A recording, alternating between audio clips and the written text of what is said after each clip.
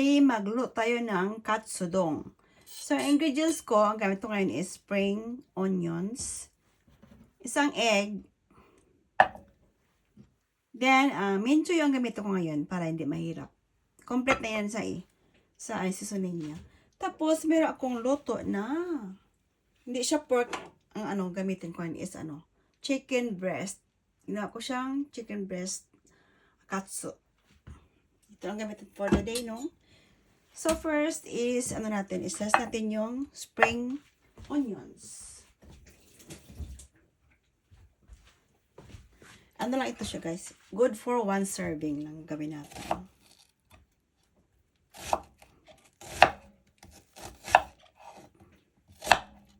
Good for 1 serving lang ang natin today.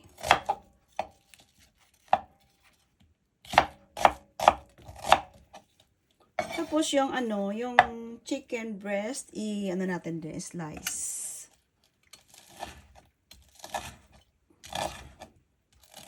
Kaya natin. Harap.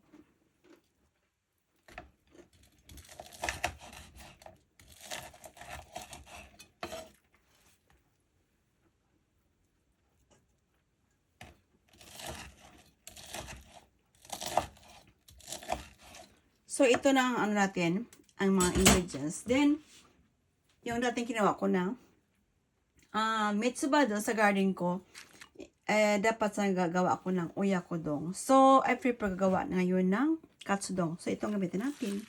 Yung mitsuba from my garden. So, let's start.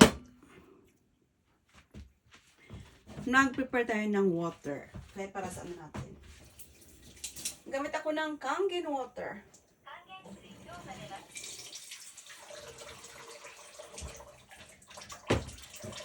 So first, tayo sa maglagay tayo ng frying pan. Ayan dyan.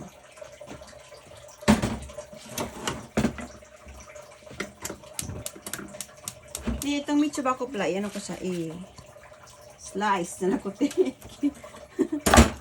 Ang gamitin ko, lang, yung scissor para hindi mahita.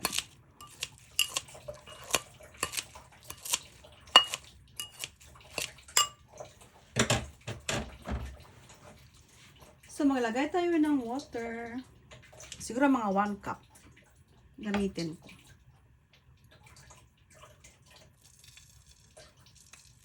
Yan. Okay na yan siya. Then, siya? Mincho yun ang 2 tablespoon. Then, pagkatapos nyan, i-try natin yung niya. Kung okay. Try natin. Okay. Then, malagay tayo ng hondashi.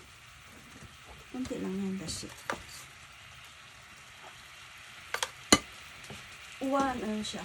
Teaspoon.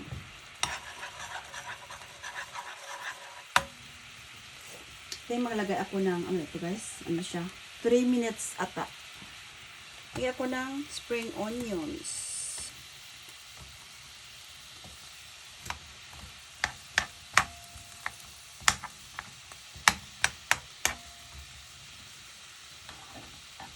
Yan lang, onions lang.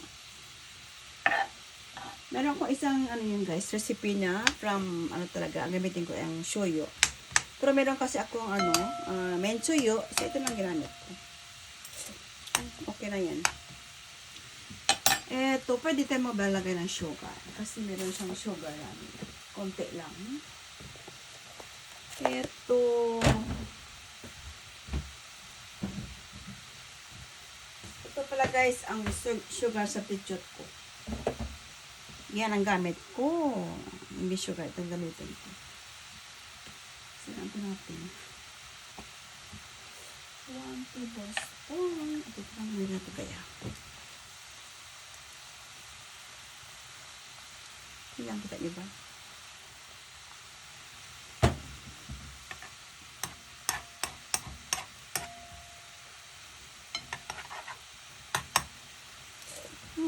Okay na yan. Then a pinch of salt. Okay na yan siya. ilagay natin yung ano natin. Pwede na yan kasi hindi naman pwede i-evacuate natin ano eh. Ito na siya.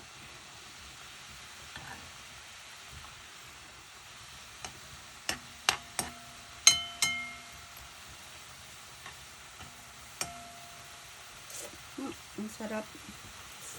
Medyo manamis-tamis siya.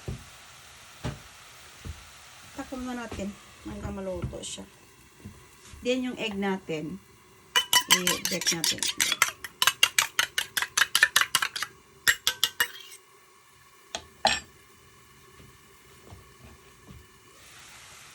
Pwede na yan. May 3 minutes cooking. Okay na yan siya. Alam mo, matamis guys ang ano, matamis ang spring onions. Lagyan natin yung egg. Then, mitsuba ang pinakalas. Yan. Then, yung rice ko is, siguro mga ano lang kasi hindi ako masyadong kumakain ng rice.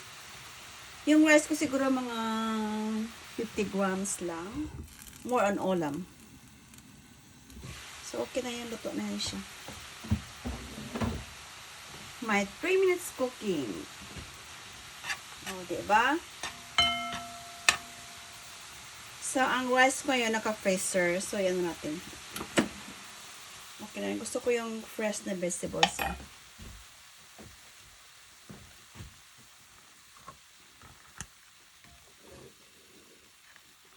Hintay muna. Kuha ako ng rice.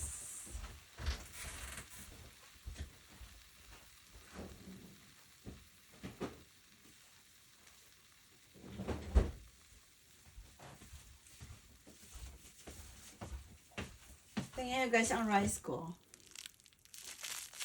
Naka-ano siya. Naka-freezer. So, natin.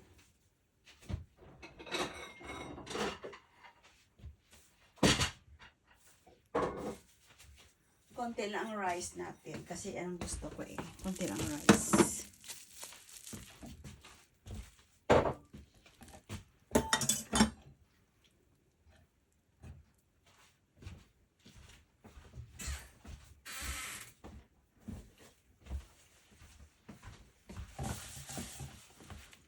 So, ano natin, no? Okay.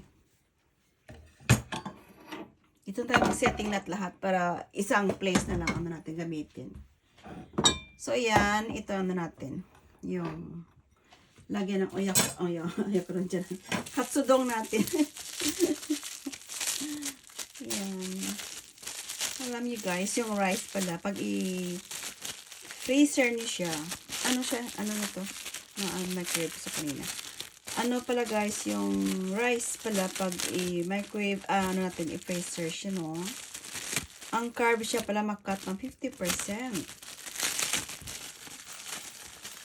Yeah. So, yan na sa ano, yung rice natin.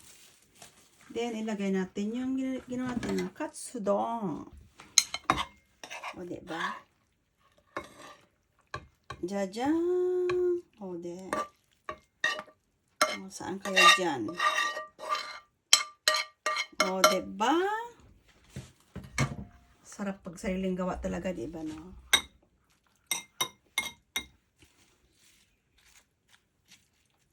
So, ayan. Naglagay ako dyan ng, ano ba yun? Pickles na sugar, ang tawag niyan dito sa amin. Meron kaya ako, tingnan ko. Kung meron ako doon sa ref. Pag wala, di okay lang kahit wala. Pero masarap pag may ano eh. Pag may sugar sa taas. Harap. No, ayoko doon ko. Tarikimasu.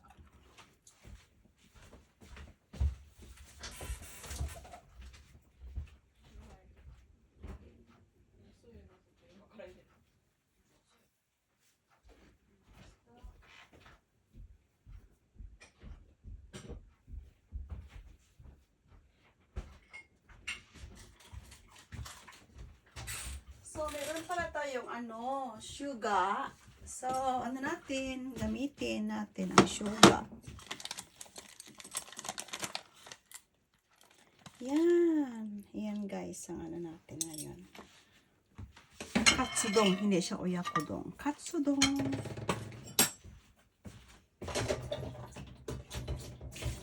So, kain tayo guys. Tadaikimasu. Thanks always for watching. This is Nan's Kitchenette.